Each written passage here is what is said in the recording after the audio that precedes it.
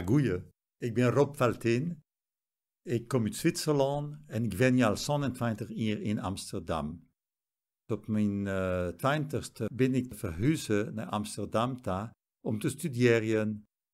Ik studeerde op dat stuit met Herman Krebbers violen aan het conservatorium. Het idee was om maar een jaar in Amsterdam te studeren, maar al na 3 dagen voelde ik mij als een visk in het water in Amsterdam. Ik kreeg al gauw een baan bij het Koninklijk Concertgebouworkest en dat had mij zo schoon verdiend. Later heb ik psychologie studeren en ben ik psycholoog geworden. En zo'n 2001 werkte ik op dat meid.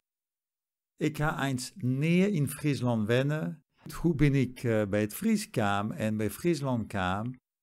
Ik had een Frieske boervrouw en die hield in mij zijn dat het voor Slijn onmogelijk was voor een net-Fries om Fries te worden.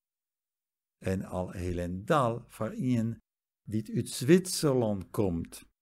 Nou, je hoeft maar 1 keer zien mee te zeggen dat het net mogelijk is.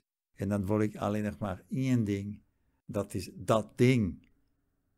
Dat zei, ik ha heel gauw een Fries boek gekocht, een zelfleermethode, en ik ha het leerd toch alle jaren verschillende manieren. Vooral toch het meidwaan op allerhande wijzen. Gewoon praten met mensen. Nou had ik een beetje het idee dat ik wel ouder inwacher ben. Net zien steende dat ik dus nooit in Friesland wennen ha. En mijn hobby's binnen het cabareten, reedrieden.